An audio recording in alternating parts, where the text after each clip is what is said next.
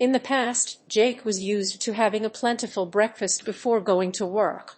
A bowl of milk, a nice amount of cereals, a fruit, and maybe a cup of tea or coffee.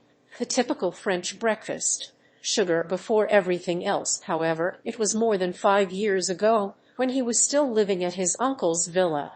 At this time, he didn't have any sense of food value. He was wealthed, with nothing to worry about. What Jake didn't care about in those days was that after the false Third War, when all the notorious and big cities were bombed, there had been a genuine shortage of space and manpower.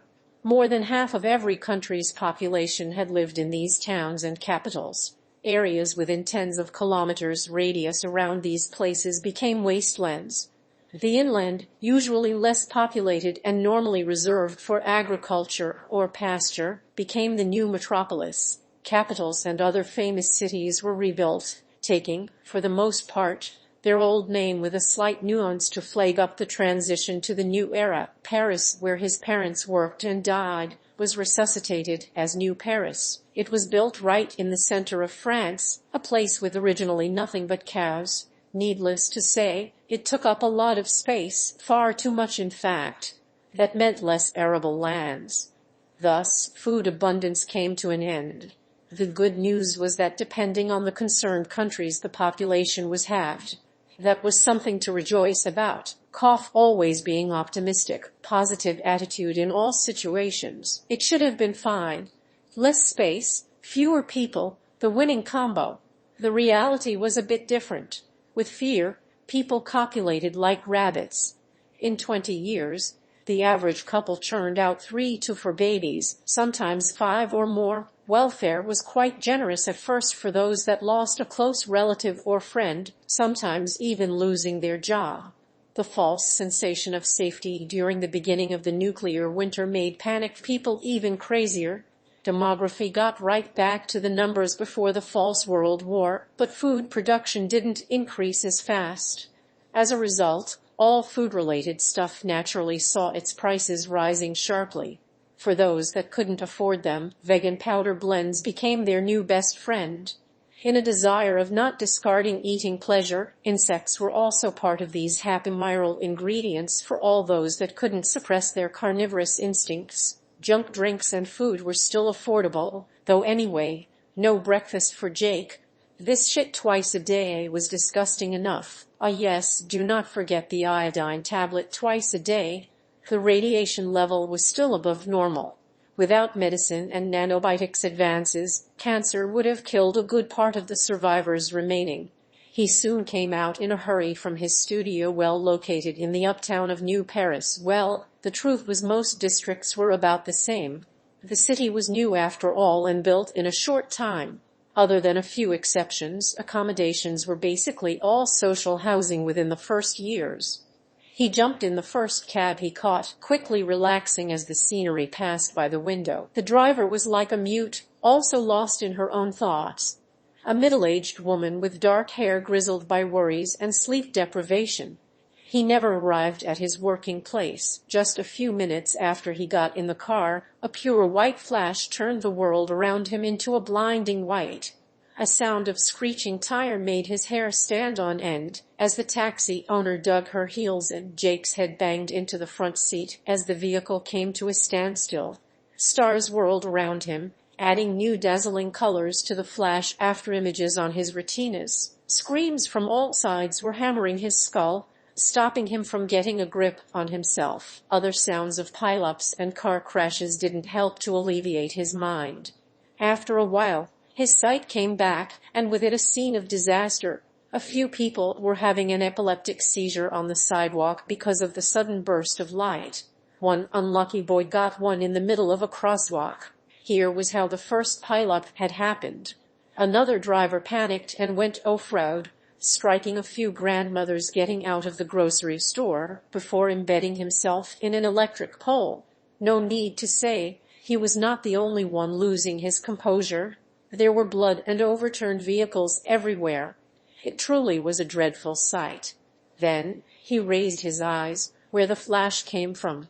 They immediately popped out of their sockets as what he saw was so unbelievable that he could hardly keep himself in check.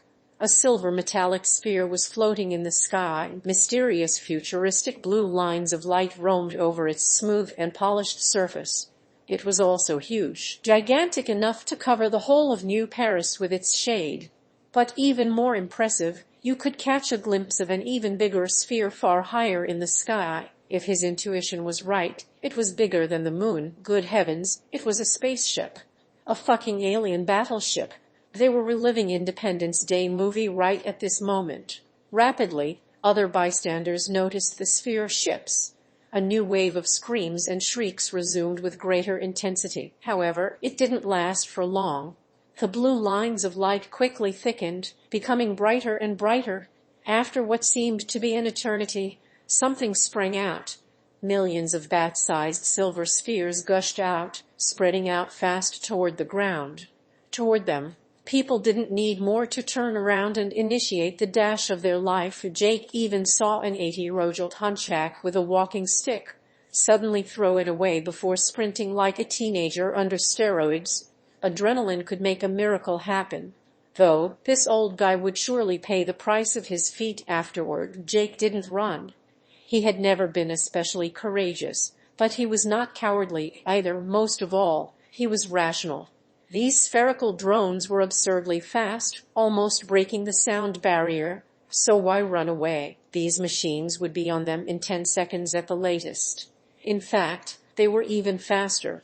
Before realizing anything, a silver sphere was on him. A blue light scanned him silently. Then the same lines appeared on its surface. A black metal liquid streamed out of them, flowing toward his right arm.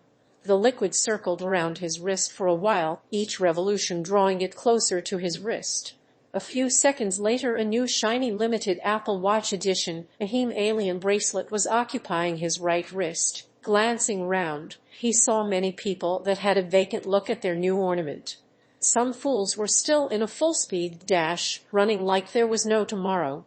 They were soon caught up by the drones as well.